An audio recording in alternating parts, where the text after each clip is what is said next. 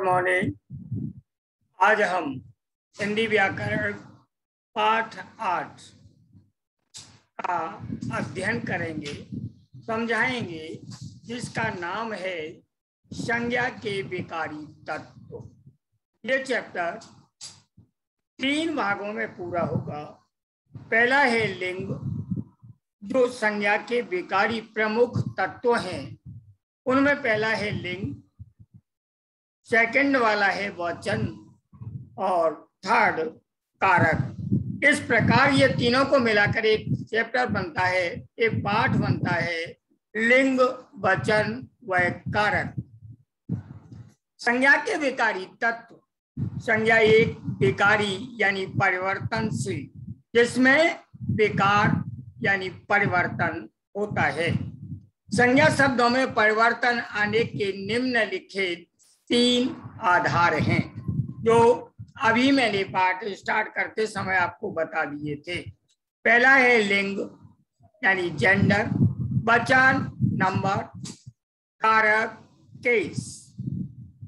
अब प्रत्येक के बारे में विस्तार से समझिए। लिंग, लिंग की परिभाषा शब्द के जिस रूप से उसके पुरुष जाति अथवा स्त्री जाति के होने का बोध हो, उसे लिंग कहते हैं। माँ, लड़की, मामी, दादी, चिड़िया आदि स्त्रीलिंग शब्द हैं। पिताजी, लड़का, मामा, दादा, चिड़ा आदि पुल्लिंग शब्द हैं। हिंदी में लिंग के 2 भेद होते हैं, एक पुल्लिंग और एक स्त्रीलिंग। तो चलिए पुल्लिंग को समझते हैं। जिस शब्द से किसी प्राणी, वस्तु अथवा भाव के पुरुष जाति के होने का बोध होता है, उसे लिंग कहते हैं। जैसे शहर, भवन, छाता, भाई, सौंदर्य आदि। स्त्रीलिंग जिस शब्द से किसी प्राणी, वस्तु अथवा भाव के स्त्री जाति के होने का बोध होता है, उसे स्त्रीलिंग कहते हैं। जैसे नानी, पुस्तक, हरियाली, खिड़की, कार, साइकिल, इमारत आदि। बच्चों, लिंग की पहचान कैसे की जाती है, इसका भी एक नियम है। लिंग की पहचान भाषा से होती है। भाषा के निरंतर अध्ययन से तथा जीवन में प्रतिदिन प्रयोग में लाए जाने वाले शब्दों से लिंग की पहचान होती चली जाती है। पुल्लिंग की पहचान दिनों के नाम, आप सोमवार से ले लीजिए और रविवार तक सभी दिनों के नाम पुल्लिंग होंगे। महीनों के नाम, चाहे वो दिसंबर है और, लेकिन यहाँ अंग्रेजी के जो महीने हैं जनवरी, फरवरी, वो नहीं, केवल हिंदी मास जो हमारे शक संवत के आधार पर नाम हैं, चैत, बैसाख, ज्येष्ठ, आषाढ़, 12 महीने होते हैं। लेकिन मैं इतना ही, देशों के नाम भारत, कनाडा, चीन, जापान, कोरिया, थाईलैंड आदि। अपवाद, इसके अपोजिट में जाते हैं। अपवाद यानी उल्टा कह लीजिए, विलोम कह लीजिए। एक ही नाम है श्रीलंका।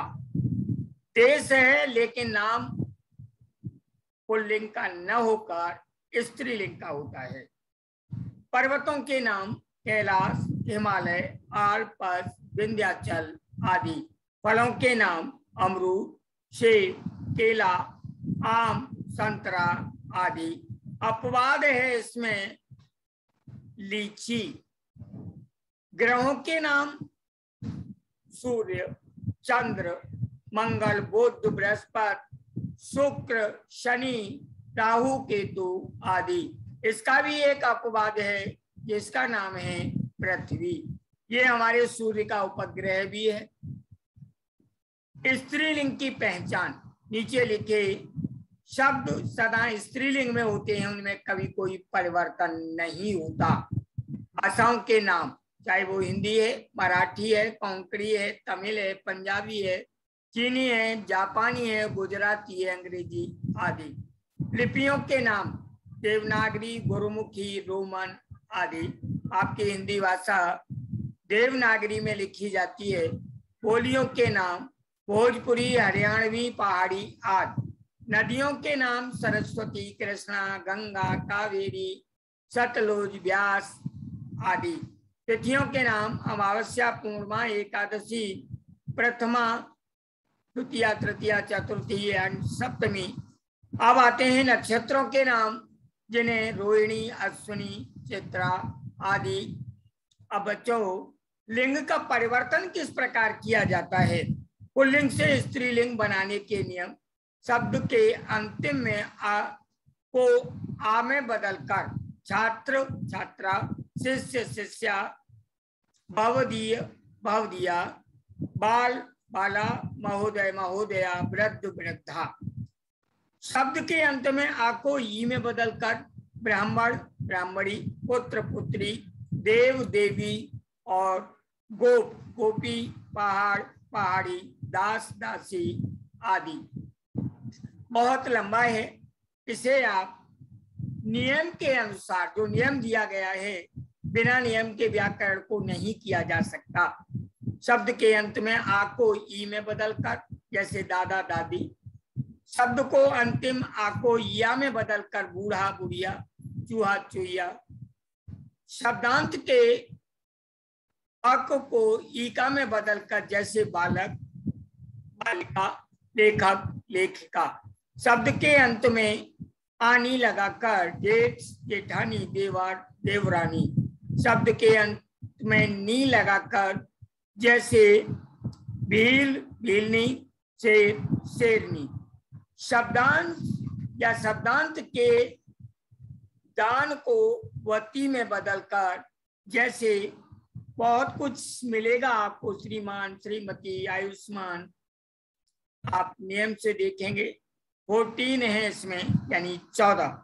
11वां है शब्द के अंत में इन लगाकर, बाघ, बाघिन, पुजारी, पुजारिन, दाता, दात्री और बहन, बहनोई।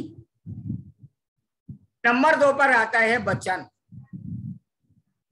आम बोलचाल की भाषा में वचन का अर्थ होता है अपनी कही हुई बात को दृढ़ प्रतिज्ञा, कृतज्ञ रहना। मैं अपने वचन का, मैं अपने नियम का पक्का हूं, ये वचन है। लेकिन व्याकरण में वचन का अर्थ है एक या अनेक। एक है तो एक वचन और दो है तो बहुवचन। लेकिन बच्चों, संस्कृत में 3 होते हैं, एक वचन, द्विवचन और बहुवचन। हिंदी में केवल 2 को ही मान्यता है, एक वचन और बहुवचन। वचन के भेद, एक वचन, बहुवचन। शब्द का वह रूप जो एक प्राणी, एक वस्तु, एक पदार्थ का बोध कराता है, एक वचन कहलाता है। लड़की दौड़ रही है, तो यहाँ क्रिया पर जाइए। लड़की दौड़ रही है, लड़कियां नहीं है, लड़की सिंगल है। नदी बह रही है, एक वचन है। बहुवचन में शब्द का वह रूप जो एक से अधिक प्राणियों, वस्तुओं अथवा पदार्थों का बोध कराता है, बहुवचन कहलाता है। ऊपर था लड़की और यहाँ हो गया लड़कियां। ऊपर था बच्चा और यहाँ हो गया बच्चे। इस प्रकार आप देख लेंगे और समझ लेंगे। ये बुक का भी आप सहयोग ले सकते हैं। वचन की पहचान।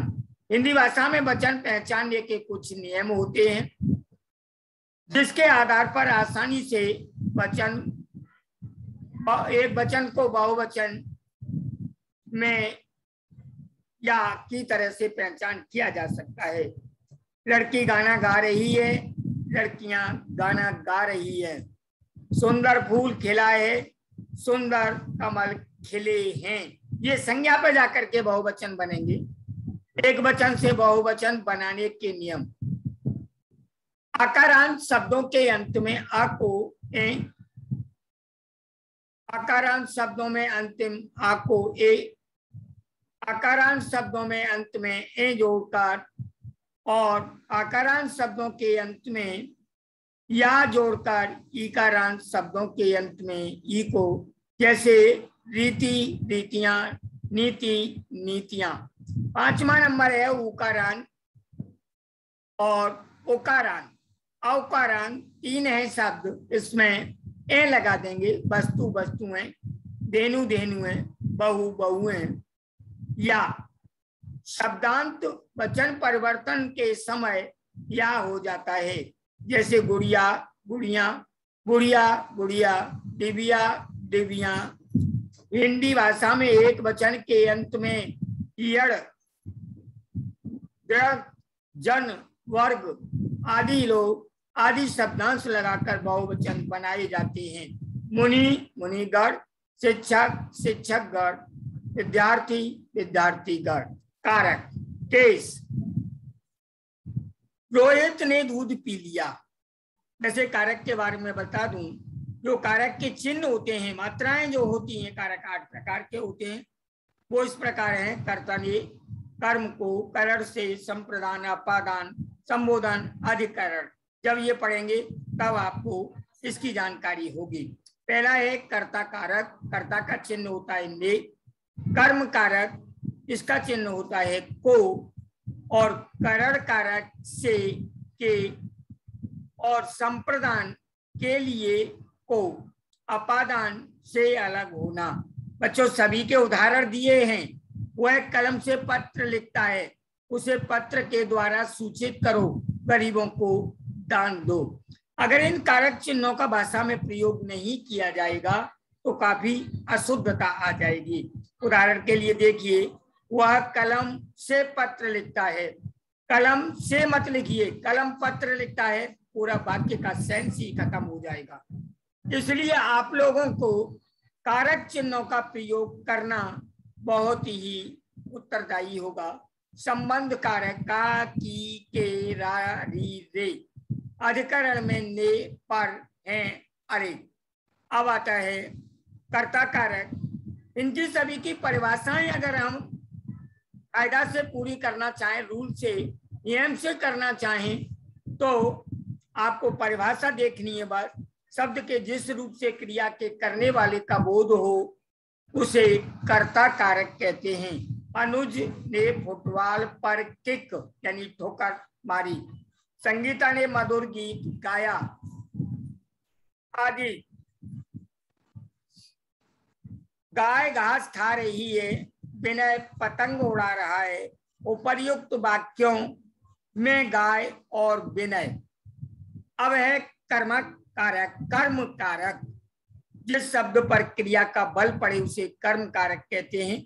माँ सुयश को बुलाती है, मोची जूता बनाता है। उपर्युक्त दोनों वाक्य कर्म कारक के हैं। पहले वाक्य में को परसर्ग का प्रयोग हुआ है, परंतु दूसरे वाक्य में किसी भी परसर्ग का प्रयोग नहीं हुआ। कर्म कारक की पहचान के लिए क्रिया में क्या, किसे अथवा किसको प्रश्न करना चाहिए, जो शब्द उत्तर में मिलेगा वो कर्म कारक होगा। जैसे माँ बुलाती है, माँ किसको बुलाती है पता नहीं। इस प्रकार बच्चों करण कारक, करण कारक की परिभाषा, कर्ता जिस साधन के माध्यम से कार्य करता है उसे करण कारक कहते हैं। जैसे श्याम ने प्रधानाचार्य के हाथों पुरस्कार पाया। संप्रदान, कर्ता किसके कार्य करता है, जिसे कुछ देता है उसे संप्रदान कारक कहते हैं। बच्चों अगर आप पुस्तक की सहायता से अपने कार्य को करेंगे या अपने आप सेल्फ में भी कर सकते हैं, तो जो पुस्तक में लिखा है उसको आप बारीकी से, डीपली, गहराई से उसका अध्ययन करें, आपको कोई प्रॉब्लम नहीं होगी। अपादान कारक, अपादान संज्ञा और सर्वनाम के जिस रूप से अलग होने, दूरी बताने, तुलना करने, डरने तथा लजाने आदि का भाव पता चलता है, उसे अपादान कारक कहते हैं। आगे संबंध, संज्ञा के जिस रूप से दो संज्ञाओं अथवा सर्वनामों के आपसी संबंध का पता चलता है, संबंध कारक कहलाता है। का, की, के, उसका, उसके, उसकी आदि। अधिकरण संज्ञा के जिस रूप से क्रिया के समय, स्थान, अवसर आदि का पता चलता है उसे अधिकरण कारक कहते हैं। जैसे उपर्युक्त जैसे वाक्य भी दिए हैं, पुस्तक मेज पर रखी है, आप लिख सकते हैं। संबोधन, संबोधन यानी किसी की तरफ इशारा करना, हे ईश्वर मुझे पर कृपा करो। अरे शैलेश चलो, चलिए कहाँ जा रहे हैं, हम भी चलते हैं। जिन संज्ञा शब्दों का प्रयोग किसी को बुलाने या पुकारने अथवा संबोधित करने के लिए किया जाता है, संबोधन कारक कहलाता है। इसलिए धन्यवाद। आप